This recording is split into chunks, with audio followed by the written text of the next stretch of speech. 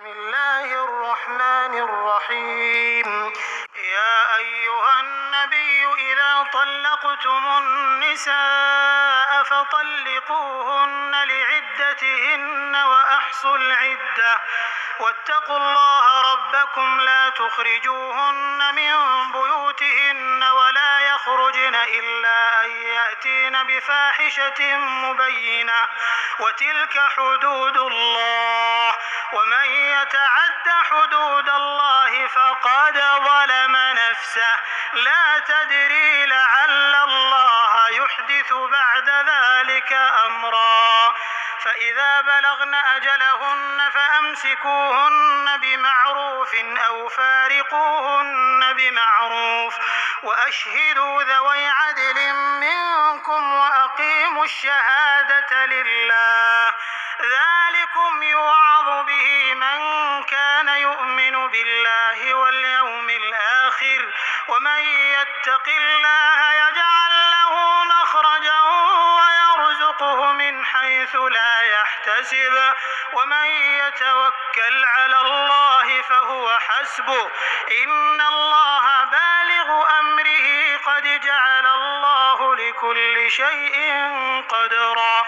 واللائي يئسن من المحيض من نسائكم إن ارتبتم فعدتهن ثلاثة أشهر واللائي لم يحضن وأولاة الأحمال أجلهن أن يضعن حملهن ومن يتق الله يجعل له من أمره يسرا.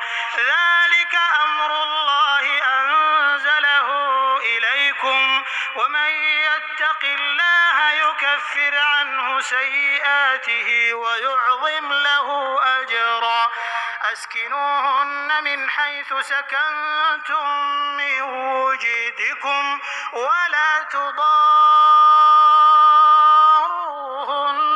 لتضيقوا عليهم وإن كن أولات حمل فأنفقوا عليهن حتى يضعن حملهن فإن أرضعن لكم فآتوهن أجورهن وأتمروا بينكم بمعروف وإن تعاسرتم فسترضع له أخرى لينفق ذو سعة من سعته ومن قدر عليه رزقه فلينفق مما آتاه الله لا يكلف الله نفسا إلا ما آتاها سيجعل الله بعد عسر يسرا.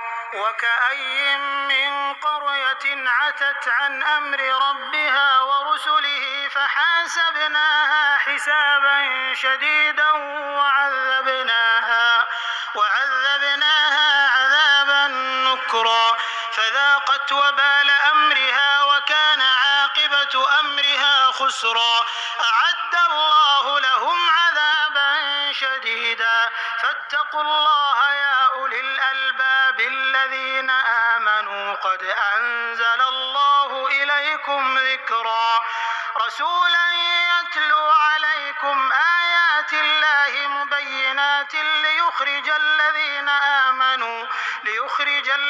آمنوا وعملوا الصالحات من الظلمات إلى النور ومن يؤمن بالله ويعمل صالحا يدخله جنات تجري من تحتها الأنهار خالدين فيها أبدا قد أحسن الله له رزقا. الله الذي خلق 7 سماوات ومن الأرض مثلهن يتنزل الأمر بينهن لتعلموا أن الله على كل شيء قدير وأن الله قد أحاط بكل شيء علما.